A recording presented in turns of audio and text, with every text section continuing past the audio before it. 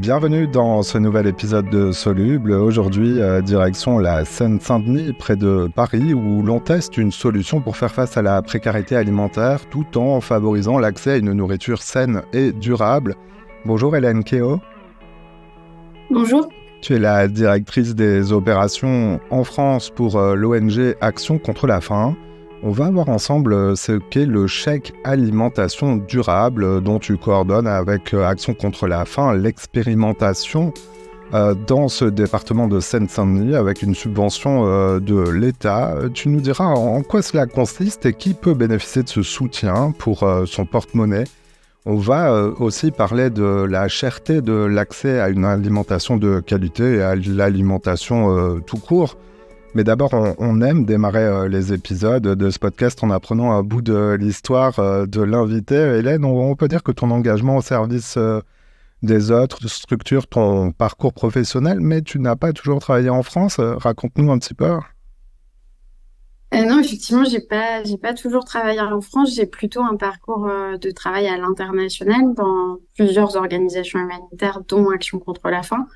Après, je pense que les sources de l'engagement, ils viennent quand même de la France et de mon parcours et probablement mon parcours familial aussi. Donc, il y a des ressorts d'engagement chez moi qui sont aussi liés à la situation en France. Et au final, dans mes allers-retours entre l'extérieur du pays, entre là-bas et ici, j'ai toujours eu ce questionnement aussi sur la situation en France. Et du coup, je faisais du bénévolat aussi quand je pouvais le faire en repassant par la France. J'en y reviendrai peut-être, mais du coup, le cheminement que j'ai eu et le cheminement qu'a eu la structure Action contre la faim se sont croisés sur on agit là-bas et pourquoi pas ici. Et est-ce que ce qu'on a acquis comme expérience et expertise à l'international, moi en termes personnels, mais la structure aussi, est-ce que ça peut être utile dans le champ français? Et voilà, c'est ce qu'on essaye de faire et c'est ce que j'essaye de faire aussi depuis 2019 avec Action contre la faim. Alors, Soluble, c'est un podcast de solutions, mais pas de solution sans problème. On pourrait dire ça comme ça. On va parler un petit peu du problème qui préexiste. Alors, on l'appelle la précarité alimentaire. Alors, tout le monde a un peu des notions sur ce sujet, évidemment. Il est question de pauvreté, d'accès à l'alimentation, mais concrètement, pour la France, quelle est la situation? De quoi parle-t-on exactement? Alors, le premier élément, c'est que on manque encore de données précises. C'est un des premiers enjeux d'une certaine manière, parce que cette problématique, elle est devenue plus visible, notamment depuis la période des confinements et du Covid. On a vu pas mal d'images sur les fils de l'aide alimentaire, etc. Mais c'est une problématique qui est préexistante très largement. Et du coup, c'est vrai qu'on a une vraie difficulté à documenter précisément ces situations-là, ce qui du coup amène parfois aussi des préjugés ou des fausses idées sur cette question-là qui ne concerneraient pas forcément tant que ça de monde en France, qui concerneraient qu'une partie de la population ou que les personnes en très grande précarité ou que les personnes qui vont à l'aide alimentaire.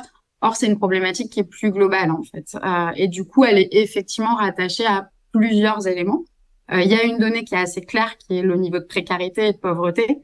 C'est un taux de pauvreté qui, d'ailleurs, est en augmentation en France. Les derniers chiffres de l'INSEE, ils parlaient de 14,4% de la population française en situation de pauvreté. Donc, c'est quand même un nombre important de la population française. Et après, il y a différents éléments, en fait, qu'il faut prendre en considération parce que un des facteurs majeurs, c'est certes cette question économique, mais derrière, il y a aussi quelle offre alimentaire est disponible pour qui, en fait. Quelle offre alimentaire est disponible dans des quartiers prioritaires de la ville ou quelle offre alimentaire est disponible dans des zones rurales qui sont des déserts médicaux, mais qui peuvent être aussi des déserts alimentaires. Il y a aussi des éléments sur quel type d'offre est disponible. Au-delà de est-ce qu'il y a des lieux d'achat, quel type d'offre est disponible. Il y a des éléments sur quel type de logement les personnes ont. Donc, on a un panel de personnes qui sont concernées par cette question qui va bien au-delà du peut-être classique profil type qui serait les personnes qui vivent à la rue. Certes, elles sont concernées et certes, elles sont beaucoup trop nombreuses dans notre pays. Mais ce qu'on voit sur les dispositifs d'aide alimentaire et dans les enquêtes que nous, on a essayé de mener, c'est que, en gros, les personnes qui sont concernées par ces situations de précarité alimentaire, ça peut aussi être des personnes qui sont logées, qui disposent d'aide sociale ou d'une partie d'aide sociale, mais qui n'ont pas assez pour avoir suffisamment à manger dans l'année. Juste un dernier chiffre et après, j'arrête sur cette partie-là du problème. Je disais qu'il n'y a pas de données, il y en a quand même de plus en plus. Il y a une donnée intéressante et une enquête intéressante qui a été menée notamment par le Crédoc il y a quelques temps, et qui est sortie en décembre dernier, et qui parle de 16% des personnes qui n'ont pas assez à manger en quantité, 16% des ménages en France, et ça monte en termes de personnes qui ont la capacité de manger ce qu'ils veulent, en fait, donc un peu plus diversifié et qui correspondrait à leurs attentes et à leurs besoins, ça monte à près de 40%. Donc on est quand même sur une part de la population concernée par, d'une manière ou d'une autre, des enjeux d'accès à l'alimentation qui est large. Quand le prix de l'alimentation oblige à arbitrer dans ses dépenses, alors on a en tête aussi la hausse des prix de l'alimentation. L'inflation alimentaire a augmenté de près de 12% en 2023, selon une étude de l'association Famille Rurale parue le 23 janvier 2024. Et cette association a fait un calcul. Alors bon, beaucoup de gens ont des paniers différents, j'allais dire, mais ça donne quand même un ordre d'idée. Une famille en France de 2 adultes et 2 enfants doit débourser environ 539 euros par mois pour s'alimenter sainement, c'est-à-dire en suivant les recommandations sanitaires, les fameux 5 fruits et légumes par jour. Donc on comprend qu'il est aussi question évidemment d'argent, mais d'offres et d'accès à des solutions, des propositions. J'en viens donc à cette expérimentation. Elle va bénéficier à 1350 habitants dans 4 villes du département de Seine-Saint-Denis, juste à côté de Paris. C'est un transfert mensuel d'argent. Quelle est la philosophie de la démarche de ce chèque? C'est de l'argent plutôt que de la distribution de produits? Alors, il y a plusieurs choses derrière la logique. Il y a effectivement cette première logique-là et qu'on a aussi testé dans le cadre d'un autre projet qu'on a pu mener à Montreuil auparavant. Les aides sous forme financière, elles sont pas révolutionnaires en France, mais c'est vrai qu'elles sont pas forcément systématiquement mises en œuvre sous cet angle-là, d'apporter plus les moyens d'accéder plutôt que directement les aliments. Le système d'aide alimentaire qui est en place est plutôt, même s'il a assez largement évolué, hein, on a par exemple des épiceries dans lesquelles il y a plus de capacité de choix et de contribuer financièrement. Mais le système d'aide alimentaire jusqu'à maintenant, il est notamment pensé avec des logiques de colis et de colis préparés avec des aliments pré-choisis d'une certaine manière, même si il y a des efforts côté association d'aide alimentaire où le propos c'est pas forcément d'aller contre ce système-là, mais plutôt de voir des options complémentaires ou des options alternatives qui peuvent offrir des solutions aux personnes. Donc passer par ces aides financières. C'est ce qu'on fait aussi à l'international depuis très longtemps. On est bien loin du sac de riz de Bernard Kouchner qui arrivait avec son sac de riz. Donc, il y a cette première logique-là de dire, jouons sur l'accessibilité quand on a une offre qui est disponible et de laisser le choix et une certaine autonomie aux personnes qui a aussi un ressort de dignité derrière. Donc, il y a cette première logique-là. Et la deuxième logique dans cette expérimentation-là, c'était aussi de voir comment on peut penser une aide financière qui permette d'accompagner les personnes aussi vers un type d'offres alimentaires auxquelles elles n'ont pas forcément accès pour plein de raisons, entre autres financières, donc des productions peut-être plus durables ou d'un système de production plus durable. On sait qu'il y a des enjeux de prix, mais il n'y a pas que des enjeux de prix. Il y a des enjeux de est-ce qu'elles y ont accès physiquement autour d'eux, est-ce qu'elles y ont accès en termes de oser entrer dans certains types de magasins, parce que du coup, si on fait des comparatifs de prix, on n'est pas forcément sur des écarts de prix toujours si conséquents entre, par exemple, des grandes et moyennes surfaces ou des supermarchés coopératifs qui font des efforts en termes de prix pour leurs coopérateurs. Donc, du coup, il y avait vraiment cette logique-là. Et la dernière chose, peut-être à ajouter, c'est que c'est pas qu'un transfert financier. Et l'idée est bien de se dire qu'est-ce qu'on met autour d'une aide financière. On avait fait une tribune il y a quelques temps avec d'autres associations qui s'appelait La précarité alimentaire est pas soluble dans un chèque. Parce qu'on ne se dit pas que le chèque va tout résoudre d'un coup magiquement. Et c'est aussi un peu pour contrer ça avec le conseil départemental de Seine-Saint-Denis, parce qu'on est vraiment en partenariat et on l'a co-construit avec eux, qu'on a décidé de faire cette expérimentation dans cette logique d'expérimentation, de dire on n'a pas la solution magique, mais on pense qu'il faut tester des choses avec les publics, avec les territoires, pour essayer de voir ce qui marche pas, quels leviers peuvent être activés et quels écosystèmes peuvent être positifs pour tout le monde. On va progresser dans les détails de cette expérimentation. Donc, c'est une aide financière de 50 euros qui est versée chaque mois pendant 6 mois aux bénéficiaires. Donc, ça fait un chèque de 300 euros. Alors, on dit chèque, mais les auditeurs qui nous suivent ont peut-être en tête les chèques restaurants, les tickets déjeuner. C'est un peu le même principe, c'est-à-dire que ce n'est pas une somme versée sur un compte bancaire, mais comment ça marche concrètement et qui peut en bénéficier? Alors, du coup, très concrètement, une des solutions qu'on va tester, c'est une solution enfin, très probablement qu'on va tester d'ailleurs, parce que du coup, il y a encore aussi l'idée de mettre en concurrence différentes solutions. Mais du coup, une des solutions qu'on voudrait tester, par exemple, c'est basé sur la carte ticket restaurant que vous pouvez avoir, vous, moi, toutes les personnes qui sont employées. Et dans cette logique-là, de pouvoir configurer cette carte pour que vous puissiez avoir une bonification quand vous l'utilisez dans des lieux identifiés comme offrant des produits d'une production durable, en fait. Donc, c'est vraiment cette logique-là d'être incitatif. Parce que il faut aussi être réaliste sur l'offre disponible pour les personnes qui recevraient. Donc, c'est pas interdire d'aller acheter à l'endroit où vous avez l'habitude d'acheter, mais plutôt faciliter et inciter via la bonification financière. Donc, vous allez acheter 10 euros dans un lieu qui a été identifié dans lequel la carte peut obtenir une bonification. Vous avez 5 euros qui sont recrédités sur la carte, donc 5 euros additionnels que vous pouvez consommer. Donc, c'est vraiment plutôt de tester ces logiques-là d'incitation et de bonification. Après, on part potentiellement sur cette solution de carte. On n'écarte pas le fait sur un des territoires d'expérimentation, parce qu'il y en a 4, de s'appuyer sur un circuit plus fermé, une monnaie locale qui serait préexistante, de réfléchir à des solutions peut-être moins technologiques. Mais l'idée, c'est vraiment de tester plusieurs options et de se dire qu'est-ce qui fonctionne pas, qu'est-ce qui peut être des leviers intéressants, aussi pour nourrir les réflexions plus globales de politique publique autour de ces idées-là d'accès à l'alimentation.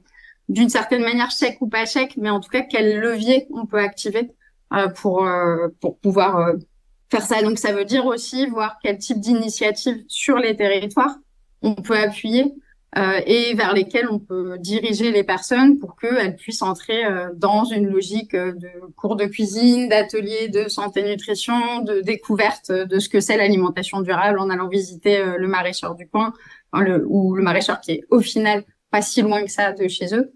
Et donc vraiment cette logique-là plutôt de différentes actions, dont l'action financière, pour faciliter ces transitions-là. Et juste pour rappel, l'alimentation, c'est 24% des émissions de CO2. Donc, c'est aussi se dire que, y compris même les personnes les plus précaires, voire elles en premier, en fait, sont volontaires pour réfléchir à ces transitions-là et sont acteurs de ces solutions de la transition écologique. Et il y a vraiment aussi cet aspect-là qui nous semble important. Alors, ça se déroule dans 4 villes, précisément, à Montreuil, Clichy-sous-Bois, Sevran et Ville-Tanneuse. Juste sur la question de qui peut en bénéficier. Alors, l'idée, c'est de s'appuyer vraiment sur les acteurs des différents territoires. On a pré-identifié des publics cibles avec lesquels il nous semblait important de travailler, aussi dans cette logique d'implication des personnes, y compris des personnes en situation de précarité, où on peut se dire l'équation, elle est insoluble entre précarité et résoudre l'accès et transition écologique. Donc, l'idée, c'est de travailler avec les acteurs du territoire, les collectivités comme les associations, pour identifier des publics qui, à la fois, sont en situation de précarité, correspondent au profil. Donc, plutôt, on a pensé au profil étudiant, à des familles qui vivent en quartier prioritaire de la ville, à des femmes enceintes et allaitantes avec des enfants en bas âge, et à des personnes âgées. Donc, différents types de profils qui, du coup, vont avoir à la fois des enjeux de besoins un peu différents et des enjeux on va dire, de capacité, attente et au final, levier vers l'offre qui vont être différents. Une personne âgée peut avoir des contraintes plus spécifiques, aussi des difficultés de mobilité, par exemple, qu'il faut prendre en considération. Voilà, les femmes enceintes et allaitantes, est-ce qu'il y a aussi des enjeux pour pouvoir découvrir son paysage alimentaire, d'avoir tout simplement accès à une garderie, en fait, et à un temps d'appui sur d'autres, de connexion avec d'autres services sociaux. Donc, l'idée, c'est vraiment de voir avec différents types de profils et de sélectionner aussi des personnes qui sont intéressées pour rentrer dans cette logique d'expérimentation. Certes, elles bénéficient d'une aide, Mais l'idée, c'est aussi de les associer à la réflexion, en fait, et donc de faire des temps de groupes d'usagers pour avoir des retours de leur part sur la solution et au-delà des solutions qu'on testerait sur c'est quoi mes contraintes, en fait. Qu'est-ce que je ressens quand j'arrive dans le rayon d'un nouveau magasin et qu'est-ce qui me semble intéressant quand j'ai accès à de nouveaux types de produits, en fait. Par exemple, le goût et la qualité est ressorti beaucoup dans les tout premiers tests qu'on a fait là sur ah bah les bananes là, en fait, elles n'étaient pas forcément beaucoup plus chères. Et par contre, j'ai bien senti la différence.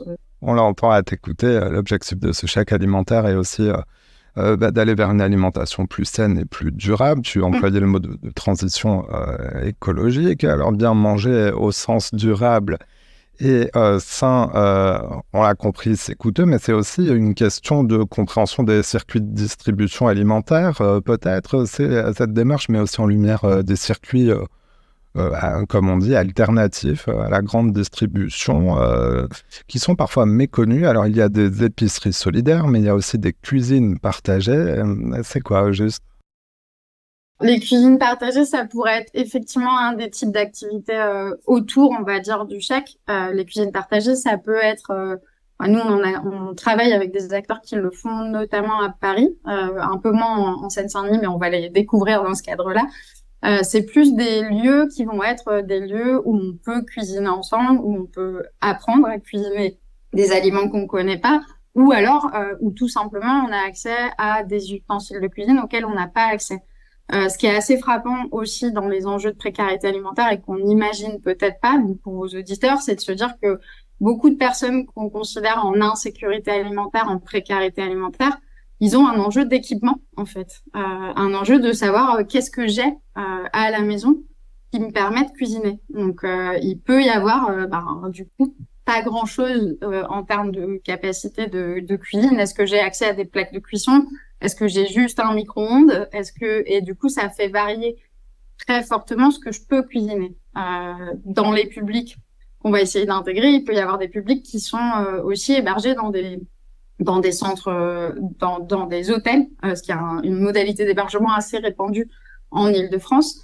Dans un hôtel, forcément, si j'ai un micro-ondes partagé avec tout le reste de l'hôtel, des personnes qui sont hébergées à l'hôtel et une petite plaque de cuisson ou une bouilloire dans ma chambre, forcément, mes options sont limitées. Donc, l'idée, c'est aussi de dire, si on n'apporte que l'aide financière sans réfléchir à tous ces éléments-là, seulement une aide financière autour de l'alimentaire, ce sera potentiellement pas suffisant.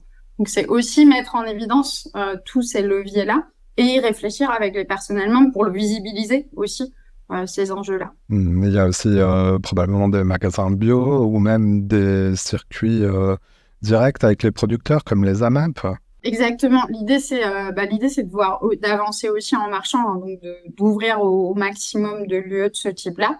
Il peut y avoir des chaînes qu'on connaît qui proposent des produits bio et des produits durables. Ce que je vous disais tout à l'heure, il peut y avoir des supermarchés coopératifs qui sont montés sur les territoires. Alors, en l'occurrence, le premier territoire, Montreuil, c'est un territoire qui a quand même une offre de ce type-là qui s'est développée. On verra ce qu'on est capable de faire sur les autres territoires. L'idée, c'est aussi de tester si la solution peut s'ouvrir, par exemple, sur les marchés de plein vent, aussi, qui sont des lieux d'achat quand même assez majoritaires pour une partie des personnes en complément aux grandes et moyennes surfaces. Et après, l'idée, c'est de voir aussi si on peut rentrer à une bonification qui s'appliquerait au niveau des produits, ce qui du coup permettrait peut-être d'élargir le champ des lieux d'achat, mais en gardant un filtre sur le type de produit. Donc voilà, l'idée, c'est d'avancer aussi en marchant et par rapport à des solutions techniques et par rapport à ce qui fonctionne ou pas avec les retours des personnes, en fait. Et vraiment dans cette logique de imposer aux personnes d'aller vers telle ou telle alimentation, voire même d'utiliser leur aide de telle ou telle manière, ça nous semble vraiment pas la solution. Et du coup, on pense qu'il faut plutôt ouvrir le champ des possibles et accompagner ces transitions-là. On a beaucoup parlé du mot expérimentation, d'avancer en marchant, tu disais. Cette expérimentation va s'étaler sur 2 ans au moins. C'est aussi donc l'occasion peut-être de tester grandeur nature, cette idée qui a été proposée par la Convention citoyenne sur le climat en 2020. reprise par Emmanuel Macron lors de sa seconde campagne pour l'élection présidentielle. Alors, au-delà du débat sur le choix ou non politique, d'aller nationalement vers un chèque alimentation, on entend souvent l'argument de la complexité de mise en œuvre d'un tel système. C'est ça que vous défrichez avec Action contre la faim en Seine-Saint-Denis. C'est ça qu'on a voulu défricher. À nouveau, je reprécise, pas que nous. C'est vraiment co-construit avec le conseil départemental de Seine-Saint-Denis qui, dans son programme alimentaire territorial, avait vraiment, et je pense c'est complètement adapté au territoire, aussi un fort volet sur la justice sociale et sur ces réflexions-là, en fait.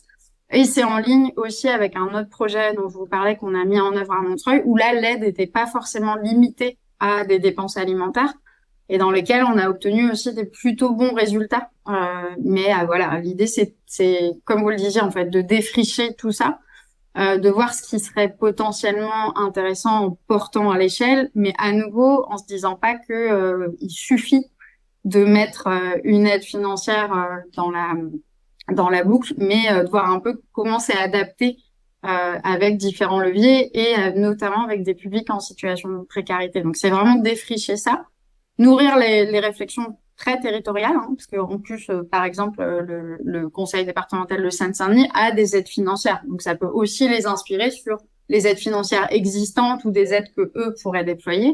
Et après, on est en lien avec pas mal d'autres expérimentations, comme les caisses communes, par exemple, dont vous avez peut-être entendu parler à Montpellier, ou d'autres expérimentations sur le territoire. Il y a quand même pas mal de choses qui germent là autour de l'accès à l'alimentation. Donc, se connecter tous ensemble et tester différentes manières de faire pour derrière, effectivement, aller demander des politiques publiques et nourrir des politiques publiques qui soient des réelles solutions sur cette question-là. Parce qu'il va falloir nécessairement investir et investir de la bonne manière parce que les chiffres que je vous citais au début du podcast sont quand même des chiffres qui sont inquiétants et qui sont en augmentation. Et malheureusement, on a une crise inflationniste là, mais il faut aussi se préparer à quelques chocs. Et autant qu'on ait des filets de sécurité pour tout le monde et qui en plus, si je mets ça en parallèle avec la colère des agriculteurs, qu'on réfléchisse à des solutions qui soient à la fois des solutions pour donner un accès à tout le monde et un prix qui soit suffisamment rémunérateur pour les agriculteurs et donc une évolution de notre système de production aussi. Donc cette équation-là, je pense qu'on est plusieurs à juste dire à notre petit niveau, essayons des choses et voyons ce qui est intéressant sur un territoire ou ce qui est intéressant en portant plus ça à l'échelle. Aussi pour demander des réelles solutions, parce que c'est pas forcément le cas jusqu'à maintenant, en fait, et des réels investissements sur ces questions-là d'accès à l'alimentation. Question absolument centrale. Alors, je dis pour les auditeurs de Soluble qui découvrent ce podcast aujourd'hui, on peut remonter un peu dans le fil des épisodes et entendre un épisode de Soluble sur la sécurité sociale de l'alimentation. C'est donc dans cette tendance-là, dans ce mouvement-là, que ce que tu expliques se situe. Hélène Kéo, donc directrice des opérations pour l'ONG en France Action contre la faim. Je mets toutes les coordonnées de l'association en description de l'épisode et notamment votre site internet sur lequel il est possible d'adresser des dons financiers pour soutenir vos actions au-delà de ceux dont on vient de parler. Oui, vous pouvez trouver plus d'infos sur ce qu'on fait en France et de manière plus générale dans le monde, mais effectivement, on a ce projet-là et d'autres projets. Et notre propos, c'est de dire le droit à l'alimentation et l'accès à l'alimentation, ça doit être une priorité parce que c'est essentiel et que la France s'est engagée aussi à garantir ce droit pour tout le monde sur son territoire. Donc, allons-y, essayons de plusieurs manières et mettons-nous à plusieurs pour réfléchir là-dessus. Et puis mobilisons les politiques parce que c'est une question qui concerne beaucoup plus de monde que uniquement quelques personnes qui seraient dans de grandes difficultés. Je pense que ça parle à une bonne partie de vos auditeurs de pouvoir bien manger suffisamment et ce qu'on veut. Hélène, merci d'être passée dans Soluble. Merci à toi.